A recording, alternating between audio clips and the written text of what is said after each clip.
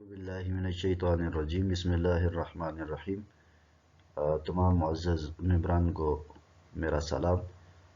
آج ہمارا پہلا سبق جو ہوگا شاعری کے حوالے سے ہوگا، بنیادی سبق ہے یہ۔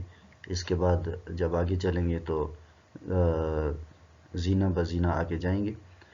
ہمارا پہلا عنوان ہے شاعری، یعنی اس کے اندر جو نکات آئیں گے ان میں شعر اور نثر میں فرق، شعر کی ضرورت کیوں پیش آئی، تدریس شعر، اہمیت و افادیت، شعر محمود و مضموم اور قبل اسلام عربی شاعری کا تصور، قرآن مجید کو شاعری کہنے کی دلیل، اور اسی طرح قرآن پاک میں جو مذمت ہے شعراء کی اس حوالے سے بھی بات کریں گے، اور کلام پاک میں عروض کی چند مثالیں دیکھیں گے۔ تو یہ ہمارا آخری نقطہ ہوگا۔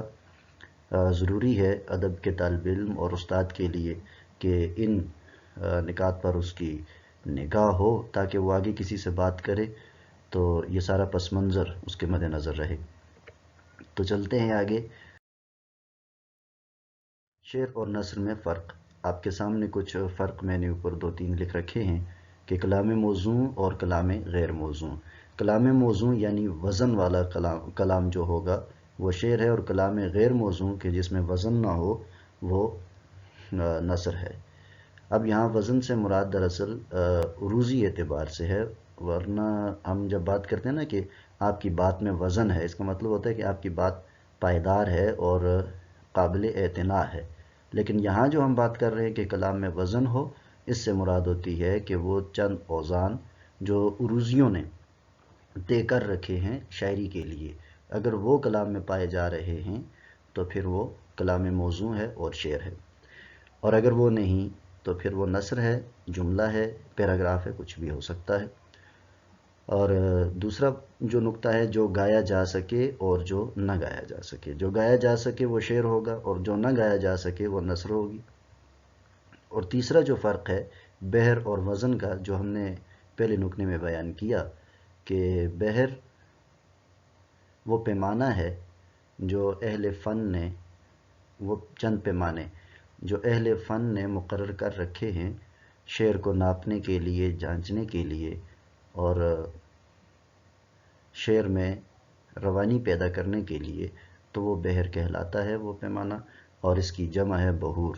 اور اس طرح وزن کیا ہے؟ وزن 2 مصروں میں حروف اور حرکات و سکنات کا برابر ہونا، مساوی ہونا، یہ وزن ہے۔ اگر بحر اور وزن کا حامل کلام ہوگا تو وہ شعر ہے، اور اگر بحر اور وزن سے مبرہ ہوگا، اس کا حامل نہیں ہوگا، تو یہ کیا ہے؟ نثر۔ بحر اور وزن کی تعریف ہم کر چکے۔ اب ایک مثال کے تحت ہم اس کو سمجھتے ہیں کہ میں آج ہی پشاور جاؤں گا۔ یہ جملہ میں نے لکھ دیا، میں آج ہی پشاور جاؤں گا۔ اس میں کوئی بحر یا کوئی وزن اس میں نہیں ہے۔ انہی الفاظ کو میں ذرا آگے پیچھے کر دیتا ہوں کہ میں نے جانا ہے پشاور آج ہی، میں نے جانا ہے پشاور آج ہی۔ تو جب یہ بات میں نے کر دی تو اس میں ایک وزن پیدا ہو گیا ہے، اس میں ایک بحر آ گئی ہے، یعنی فاعلاتن فاعلاتن فاعلن، میں نے جانا ہے پشاور آج ہی۔ وہی اوپر والا جو جملہ تھا اس کے الفاظ کو میں نے آگے پیچھے کیا تو اس کی روانی تو بدل گئی، اس میں موسیقیت آ گئی ہے، اور اس میں ایک بحر آ گئی ہے، تو یہ مصرع بن گیا ہے۔ پہلے یہ جملہ تھا، اور جیسی اس میں بحر آئی تو یہ مصرع بن گیا، ایک شعر کا مصرع۔ تو شعر میں چونکہ 2 مصرعے ہوتے ہیں تو اس لیے اسے بیت بھی کہتے ہیں، 2 بیتہ بھی کہتے ہیں، اور ایک شعر مکمل ہی 2 مصروں پر ہوتا ہے، جو شعر کی تعریف ہے کہ 2 مصروں پر مکمل ایک موضوع کا نام شعر ہے۔ تو آگے چلتے ہیں۔ شعر کی ضرورت کیوں پیش آئی؟ اظہار خیال انسان کی فطری خواہش ہے کہ وہ اظہار کرے اپنے خیال کا۔ وہ کس صورت میں کرتا ہے یہ بنیادی بات ہے، چاہے وہ نثر کی صورت میں کرے یا وہ شعر کی صورت میں کرے، تو یہ اس کی فطری خواہش ہے۔ تو ضرورت شعر کی پہلی تو یہ ہے۔ دوسری کہ بڑے بڑے معانی و مفاہیم کو چند الفاظ میں پیش کر دینا۔ اب آپ دیکھیں کہ بڑے بڑے خیالات، بڑے بڑے انسان کے جو تصورات ہوتے ہیں، ان کے لیے پوری پوری کتابیں لکھی جاتی ہیں، بڑی بڑی انسائکلوپیڈیاز اس کے تیار ہوتے ہیں۔ اب شعر کیا ہے؟ اسی بڑی بات کو چند ایک الفاظ میں پیش کر دینے کا نام ہے۔ شعر میں کچھ تھوڑا بہت انسان کے پاس ایک سپیس ہوتی ہے، اس کے پاس ایک جگہ ہوتی ہے، بس چند الفاظ سے وہ فل کر دیتا، اس کو بھر دیتا ہے، اس خلا کو۔ ایک بہت بڑا معنی ان چند الفاظ کے اندر آ جاتا ہے۔ جیسا کہ زندگی کیا ہے، اس پر تو شعراء نے بہت کچھ کہا، فلسفیوں نے، اہل فلسفہ نے، دانشوروں نے بڑی بڑی باتیں کی ہیں کہ زندگی کیا ہے، لیکن ایک شاعر کیا کہتے ہیں؟ زندگی کیا ہے عناصر میں ظہور ترتیب، اور موت کیا ہے انہی اجزاء کا پریشان ہونا۔ تو دو مصروں میں زندگی اور موت کا کتنا بڑا فلسفہ پیش ہو گیا۔ تو یہ ہے شعر کی ضرورت کہ بڑے بڑے معنی و مفاہیم کو، یعنی سمندروں کو کوزے میں بند کر دینا۔ پھر دیکھیں تخیل کی آبیاری۔ خیال کیا ہے جی؟ یہ انسان کی سوچ ہے، اس کی فکر ہے اور فطری ہے، لیکن اسی خیال کو جو ذہن میں آتا ہے، اس خیال کو بنانا، سنوارنا، ایک تو فطری طور پر آگے، ایک ہے خود خیال کو اس میں لانا، اپنے موضوع کے مطابق اس خیال کو پھر آگے بڑھا کر اس کو پھر اوج پر لے جانا، اس کو بلندی پر لے جانا، اور نئی نئی چیزیں عوام الناس کے سامنے لانا، اور خیال کو بناؤ سنگھار عطا کرنا، یہ تخیل ہے۔ تو تخیل کی آبیاری شعر سے ممکن ہے۔ پھر دیکھیں وجدان میں غوطہ زنی اور حقائق حیات و کائنات کی تلاش، یہ بھی شاعری سے ہی ممکن ہے۔ علامہ مرحوم نے ایک جگہ لکھا کہ اپنے من میں ڈوب کے پا جا سراغ زندگی، تو اگر میرا نہیں بنتا نہ بن، اپنا تو بن۔ تو سراغ زندگی کو اگر پانا ہے تو اپنے وجدان میں غوطہ زنی ضروری ہے۔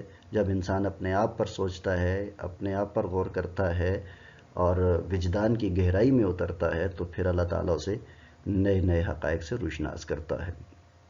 علامہ مرحوم نے ایک جگہ پر علم کے ذرائع نقل کیے ہیں کہ 4 بڑے ذرائع ہیں علم کے۔ ایک ہے وحی، اور پھر تاریخ، پھر مطالعہ فطرت، اور ایک ہے علم بالنفس۔ جو علم بالنفس ہے دراصل وہ انسان کا وجدان ہے۔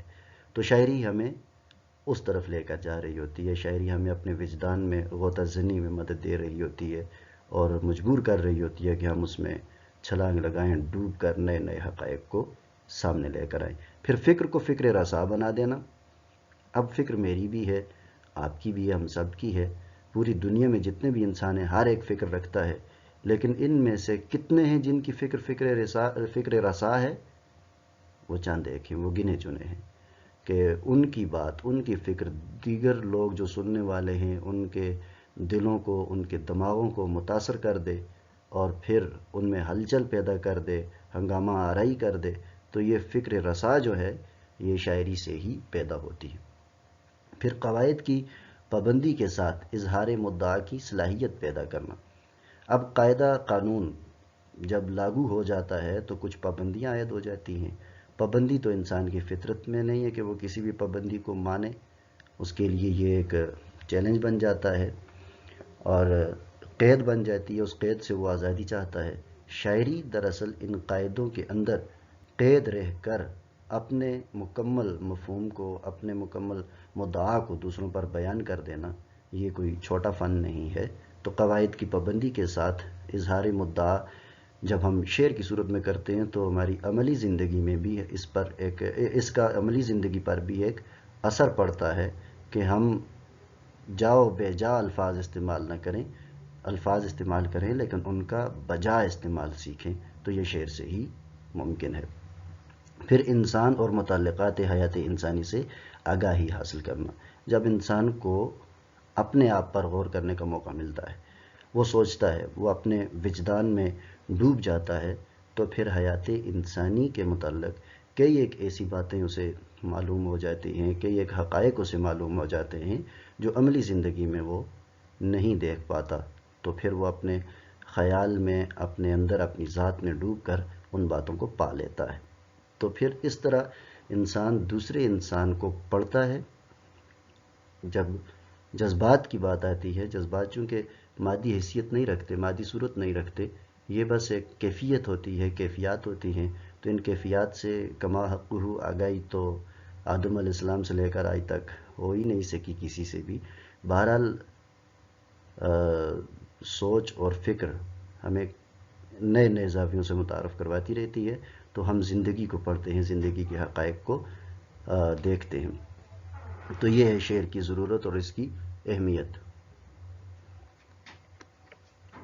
اب ہم دیکھتے ہیں کہ تدریس شعر کیوں ضروری ہے، اس کی کیا اہمیت ہے، اس کی کیا افادیت ہے۔ سب سے پہلے تو سوال یہ پیدا ہوتا ہے کہ ہم بچوں کو شاعری کیوں پڑھاتے ہیں یا خود کیوں پڑھتے ہیں، شاعری ہمارے تدریس میں کیوں شامل ہے۔ تو زبان پر دسترس حاصل کرنا، یہ ہم نے پہلا نقطہ لکھا کہ جب ہم شعر پڑھتے ہیں یا پڑھاتے ہیں تو اس کا بنیادی مقصد جو ہوتا ہے وہ زبان کو مکمل طور پر سیکھنا اور اس میں صلاحیت پیدا کرنا۔ جب ہم بات کرتے ہیں تو ہمارے پاس الفاظ کا ذخیرہ ہونا چاہیے، اظہار خیال کا طریقہ آنا چاہیے، اور پھر اس طرح زبان کے قواعد سے آگاہی حاصل ہونی چاہیے، جس طرح کہ شعر ہمیں سکھاتا ہے تلفظ کے ساتھ ہی تذکیر و تانیث، واحد جمع کے اصول، یہ سارے کے سارے ہمیں شعر سکھا رہا ہوتا ہے۔ تو جب ہم بچوں کو غزلیں پڑھا رہے ہوتے ہیں تو ہمارا مقصد ان کے سامنے رموز عشق بیان کرنا نہیں ہوتا، بلکہ وہ جو موضوع ہے جو شاعر کے دل اور دماغ میں ہے، اس نے اظہار کیسے کیا، اس کے اظہار کا طریقہ کیا تھا، اس نے کن کن ٹولز کو اپنایا یا کن کن زاویوں پر جا کر اس نے سوچا، اور سوچنے کے بعد پھر وہ موضوع ہمارے سامنے پیش کیا جو ہمارے دل اور دماغ کو متاثر کر رہا ہے۔ تو یہ شعر کے پس پردہ کچھ زاویے ہیں جن کو ہم نے بچوں کے سامنے رکھنا ہوتا ہے۔ تو اس طرح بچے بھی کیا کرتے ہیں، پھر جب ان کے دل میں کوئی بات ہوتی ہے، ان کا کوئی خیال ہوتا ہے، تو وہ خیال کسی کے سامنے پیش کرنے میں یہ چیز معاون اور مددگار ہوتی ہے۔ اور پھر ہم دیکھتے ہیں کہ مدعا بیان کرنے کی صلاحیت اجاگر ہونا۔ جب شعر کا علم ہمیں ہوتا ہے، ہم شعر فہمی جب ہماری صلاحیت بن جاتی ہے، تو پھر ہم اپنا مدعا بیان کرنے میں نہیں ہچکچاتے۔ اور پھر دیکھیں مختلف اور پیچیدہ جذبات کے اظہار کا سلیقہ پیدا ہونا۔ میں نے پہلے بات کی کہ انسانی جذبات بڑے پیچیدہ ہیں، یہ کوئی مادی صورت نہیں رکھتے کہ ہم ان پر کوئی لیبارٹری میں تجربہ کریں گے۔ یہ جذبہ ہے، اس کی یہ کیفیت کا نام ہے، اس کو مکمل طور پر ہم اس کا اظہار بھی نہیں کر پاتے جذبے کا۔ تو مختلف اور پیچیدہ جذبات جو انسان کے ہیں، ان کا اظہار کرنا ایک سلیقے کے تحت ایک خاص انداز میں، تو یہ بھی شعر کی اہمیت ہے، اور یہ اس کا ایک افادی نظام ہے شعر کا۔ تو آپ دیکھ سکتے ہیں پوری دنیا کی جتنی بھی زبانیں ہیں، وہی زبانیں زندہ زبانیں ہیں جن میں شعر کہے جا رہے ہوں اور کہے گئے ہوں۔ تو آگے جو ہمارا موضوع بنتا ہے وہ ہے شعر محمود اور شعر مذموم۔ یہ بات میں نے یہاں کیوں کی ہے، اس کا ایک خاص پس منظر ہے۔ وہ اس لیے میں نے کی ہے کہ شاعری مذموم بھی ہے۔ ہم چونکہ مسلمان ہیں، ہمارا مذہب اسلام ہے، تو ہم نے اپنی شریعت کے دائرے میں رہ کر بات کرنی ہوتی ہے، ہم نے کوئی ایسی بات کرنی نہیں ہوتی جو خلاف شرع ہو۔ تو ایک طبقہ ہے جو شعر کی مخالفت کرتا آ رہا ہے اور اب بھی کر رہا ہے، تو مخالفت ہونی بھی چاہیے شعر کے اندر آنے والے موضوعات کی۔ آپ کے سامنے میں پڑھ تو نہیں رہا، آپ خود اپنی اسکرین پر پڑھ سکتے ہیں کہ میں نے مذموم شعر کی ایک مثال یہاں دی ہوئی ہے، اور منع بھی اسی سے کیا گیا ہے کہ ہم نے شعر نہیں کہنا اس قسم کا کہ جس میں اس طرح کے موضوعات ہوں۔ ہم بھی سیکھنے والے ہیں، سیکھنے کے دوران اگر ہم جب قلم اٹھائیں کسی موضوع پر ہم شعر بنانے کی کوشش کریں، تو وہ موضوع اگر خلاف شرع ہو، خلاف اسلامی اخلاقیات ہو، تو پھر ہم کیا کریں گے کہ ایسا شعر نہیں لکھیں گے۔ یہ بات آج ہم کلیئر کر رہے ہیں یہاں، اس لیے کہ یہ شعر مذموم ہے، اور اسی کی ہی مذمت قرآن مجید میں ہے کہ شاعروں کی پیروی وہی کرتے ہیں جو گمراہ ہوتے ہیں. تو یہ مذموم شعر ہے. لیکن ایک ایسا شعر ہے جسے شعر محمود بھی کہتے ہیں. اس کی مثال میں آپ کو زبانی دے دیتا ہوں. یہ ساری وہ شاعری ہے جو ہمارے بزرگوں نے کی ہے، جو ہمارے اس سے پہلے گزرنے والی جو عظیم شخصیات تھی اور جو اب بھی ہیں مسلمان شعراء ہیں، سب کے سب جنہوں نے ایسے شعر کہے ہیں جو ہماری اخلاقیات کے دائرے کے اندر ہیں، جو ہمارے مذہب اور ہماری ثقافت کو پروان چڑھا رہے ہیں، وہ سارے کے سارے شعر محمود میں آتے ہیں. اور دیکھیں تو علامہ کی ساری کی ساری شاعری اسی حوالے سے ہے. پھر جب ہم یہ کہتے ہیں کہ شاعری مضموم ہے، تو نبی کریم صلی اللہ علیہ وسلم کے عہد مقدس میں بھی آپ دیکھیں تو جو شعراء تھے جنہوں نے آپ کی نعتیں کہیں، وہ ساری کی ساری شاعری اسی کے اندر آتی ہے. اور جو اچھے موضوعات کی حامل شاعری ہوگی وہ شعر محمود میں آئے گی. تو ہم بھی یہ عہد کرتے ہیں کہ سیکھنے کے بعد ہم کوئی بھی موضوع اٹھائیں گے تو وہ موضوع اٹھائیں گے جو ہماری شرع کے خلاف بالکل بھی نہ ہو. اگر شرع کے خلاف ہوگا تو وہ شعر مذموم بن جائے گا، اور شعر مذموم کی مثال میں نے پچھلی سلائیڈ میں آپ کے سامنے پیش کر دی ہے. اب دیکھتے ہیں کہ قبل اسلام عربی شاعری جو ہے اس کا تصور کیا تھا.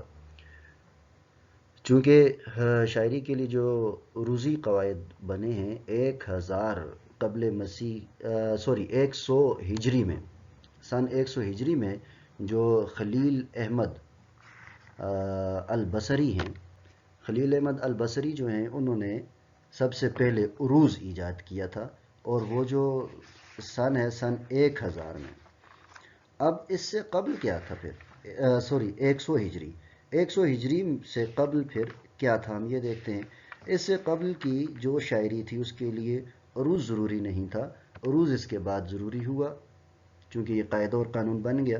اس سے پہلے جو سنجیدہ بات تھی، سنجیدہ کلام تھا جس کے اندر کوئی فکر و فلسفہ کی بات تھی، سنجیدگی کا حامل کلام جو بھی تھا اسے شاعری کہا جاتا تھا. اس کے لیے بیر اور وزن کے اوصاف کی ضرورت بالکل بھی نہیں تھی.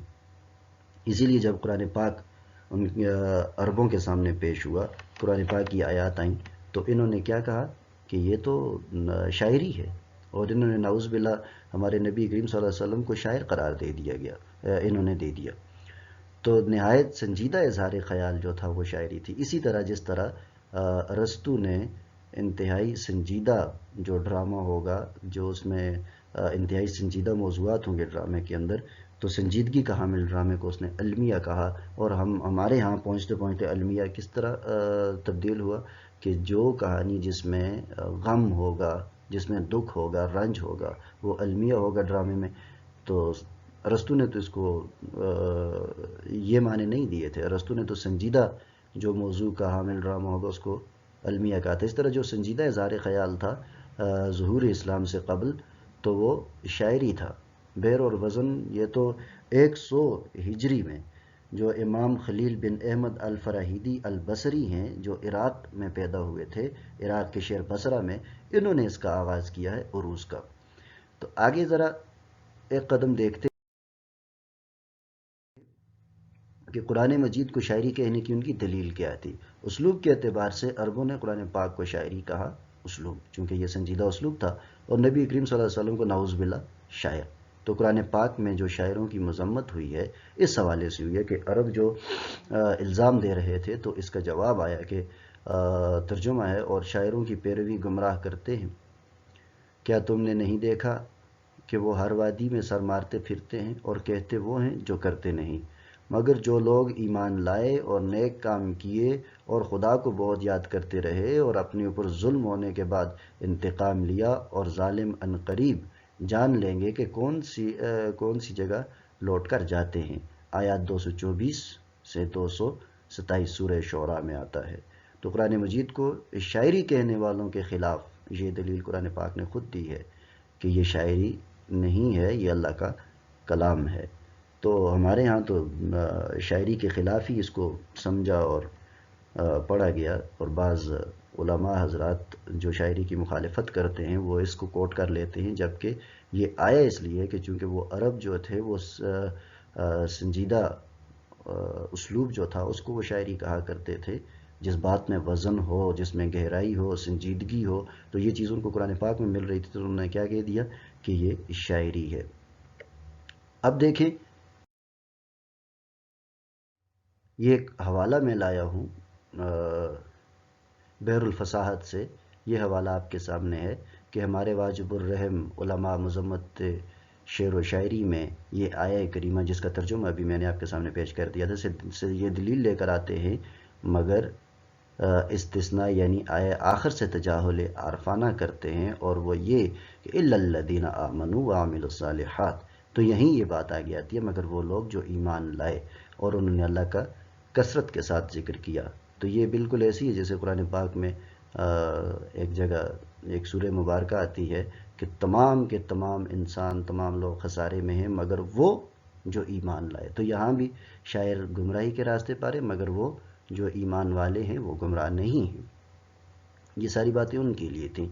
اب کافروں نے پیغمبر صلی اللہ علیہ وسلم کو کبھی شاعر، کبھی کاہن، کبھی کیا کہتے تھے اور نبوت کا انکار کرتے تھے، تو اللہ تعالیٰ نے یہاں ان لوگوں کو کی تکذیب کی ہے کہ نبی کریم صلی اللہ علیہ وسلم شاعر نہیں ہیں، وہ وہی کہتے ہیں جو وہ کرتے ہیں، اور جگہ جگہ بستیوں میں، وادیوں میں سر مارتے پھرنے والے شاعروں کو آپ صلی اللہ علیہ وسلم سے قطعاً تشبیہ نہ دی جائے۔ تو یہ اس کے لیے آیا تھا، قرآن پاک میں جو مذمت ہے یہ اس بات کی مذمت ہے، نہ کہ شاعری کی مذمت ہے۔ ہاں، ہم جس کی مذمت کرتے ہیں وہ شعر مذموم ہے، جس کی مثال ہم نے پیچھے دے دی ہے۔ اب ہم دیکھتے ہیں کہ کلام پاک میں ہمیں عروض کی چند مثالیں ملتی ہیں، جیسا کہ آغاز ہی بسم اللہ سے ہوتا ہے۔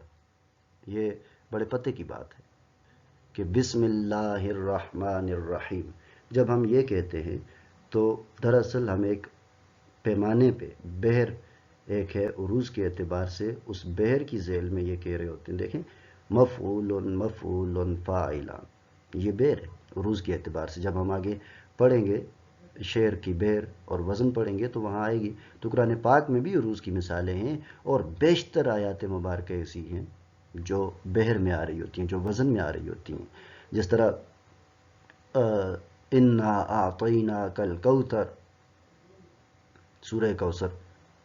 تو دیکھو، انا فعل، اعطی فعل، ناکا فعل، کوثر فعل، ناکل فعل، کوثر فعل، فعل فعل فعل فعل 4 مرتبہ ریپیٹ ہو رہا ہے، انا اعطیناک الکوثر۔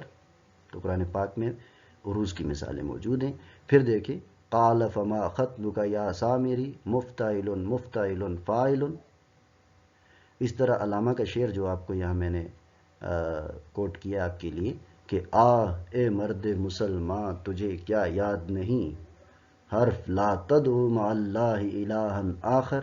اب یہ لا تدعو مع اللہ الہا آخر قرآن پاک کی آیت ہے، تو آیت پورے کے پورے وزن میں آ رہی ہے۔ ایک مرتبہ میں بھی غزل لکھ رہا تھا تو ایک آیت لا تقنطوا من رحمت اللہ، وہ بھی ایک پورا مصرع بن کر آ رہی تھی کہ سہارا بن گیا آخر اشارہ ایک ہی تیرا، جو ہے لا تقنطوا من رحمت اللہ، جو سنا تجھ سے۔ تو قرآن پاک میں بھی ہمیں عروض کی مثالیں ملتی ہیں۔ گویا ہمارا آج کا لیکچر جو ہے وہ اس حوالے سے تھا کہ ہم شعر کی بنیاد معلوم کر سکیں، اور پھر آخر میں یہ جو آخری سلائیڈ آپ کے سامنے ہے اس میں پہنچ کر ہم یہ معلوم کر سکیں کہ عروض کس حد تک ضروری ہے۔ ہمیں ہماری جو رہنما کتاب ہے کلام الہی، اس میں بھی ہمیں اس کی مثالیں ملتی ہیں، اور پھر ہم نے کس موضوع پر شاعری کرنی ہے سیکھنے کے بعد، مذموم موضوع نہیں لانا، مثال میں نے آپ کو دی۔ ہم نے ایسے موضوعات پر شاعری کرنی ہے جو اللہ اور اس کے رسول صلی اللہ علیہ وسلم کو پسند ہو، جس سے معاشرے کی اصلاح ہو سکے، شخص کی اصلاح ہو سکے، اور اپنی ذات کی اصلاح ہو سکے۔ تو یقیناً آج کا موضوع ہمارے لیے مفید رہے گا۔ دعاؤں کا طالب اعجاز انجم۔